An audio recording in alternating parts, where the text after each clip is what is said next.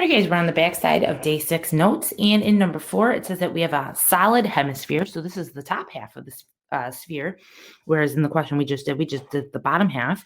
All right, but nonetheless, it's still half of a sphere. So we'll have to remember to use the half in there. It says a cone is removed. And so when you remove something, that's just subtraction.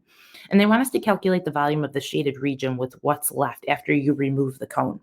And so we're going to set up this question in words first, and we're going to say that it's a volume of a hemisphere minus the volume of a cone. Okay? And so a hemisphere, well, we know the sphere formula, but the hemisphere, we'll have to insert that 1/2 and then the 4/3 pi r cubed in order for it to be half of a sphere. And we'll go to the formula sheet for volume of a cone, which is 1/3 pi r squared times height. Okay. All right, so we're ready to go ahead and insert our information. So we're going to keep the 1/2. We'll keep the 4/3. We'll keep the pi. And we got to see if we know the radius of our sphere. And we do. So from the center of our sphere to the edge, we can either look that way or we can go center of the sphere to the edge this way. It doesn't matter. It's 9. And so we'll put in 9 and we'll remember to cube it. All right, over here, we'll keep the 1/3. We'll keep the pi. The radius of our cone, you guys can see, is still 9. We'll square it and then multiply by the height of the cone, which is also 9. Okay. All right, so that looks like a lot, but we're going to clean it up real nice.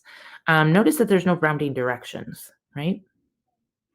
So we're going to go ahead and keep pi on our paper. So we're going to go ahead and type in the 1/2. We'll type in the 4/3. We'll leave pi there, and then we'll type in the 9 raised to the 3rd. Okay. When we hit enter, we end up with 486, and pi did not go in the calculator, so it's right next to the 486. We'll keep the minus sign, and over here, we'll insert the 1/3 in our calculator. We'll keep pi on our paper.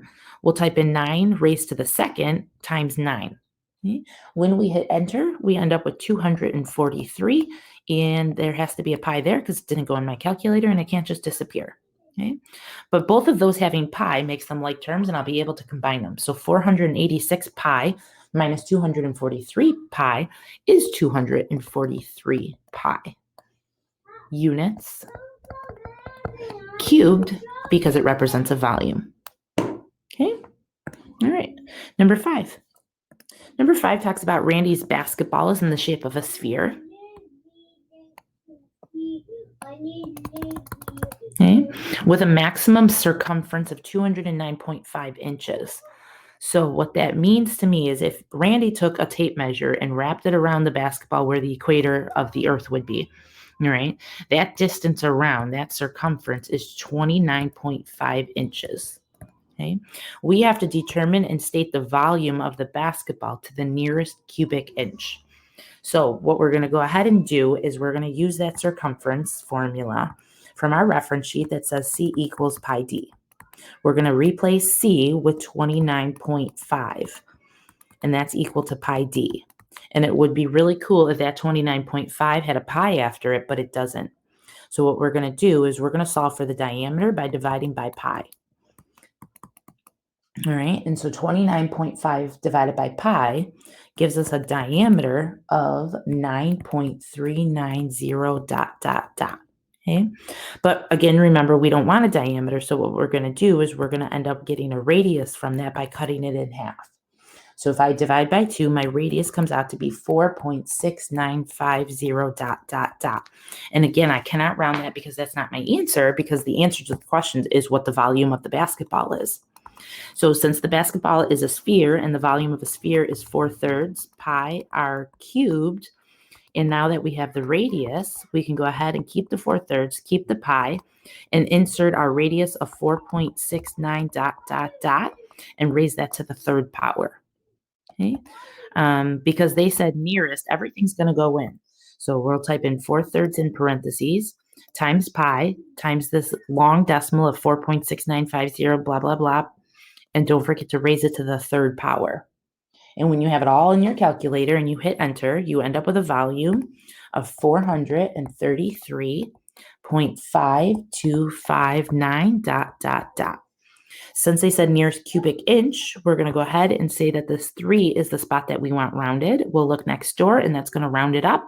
And we'll finally say that our volume is equal to 434 inches cubed.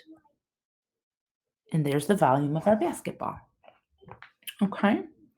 All right. Taking a look down at number 6, they want to know which figure can have the same cross section as a sphere. And if you remember from the beginning that the only way, well, you can cut a sphere many ways, but the only cross section you can get from it is a circle. So they want to know which figure can also have a circle as a cross section. 1 is out, 2 is out, 4 is out, and hopefully you know the cone. If you slice it parallel to the base there, you'll get a bunch of different size circles, all right? And so number 3, a cone has the same cross section as a sphere. Okay. All right, let's go ahead and talk about rotating a semicircle around, and you will end up with a 3-dimensional shape of a sphere. Okay, so basically kind of like a flag on a pole on a windy day. If your flag has a shape of a hemisphere, or I'm sorry, a semicircle, which is just a half circle, and that's half circle flops over to the other side and continues to rotate around and around and around, you guys can see that it's going to form a sphere. Okay, and then they could ask you to find the volume of that sphere. All right, number 7 says circle O is centered at the origin. And we don't see all of circle O, right? It says in the diagram below, a quarter of circle O is only graphed. So it is technically a full circle, but they're saying that only a quarter of it is graphed. So they're missing the rest of it. Okay? But they were asking what 3-dimensional figure is generated when the quarter circle is continuously rotated about the y-axis.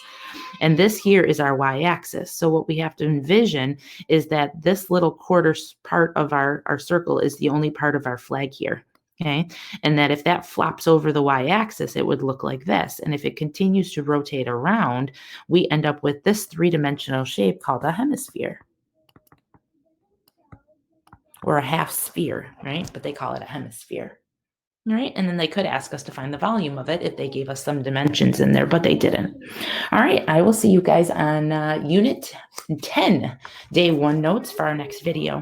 All right, bye guys.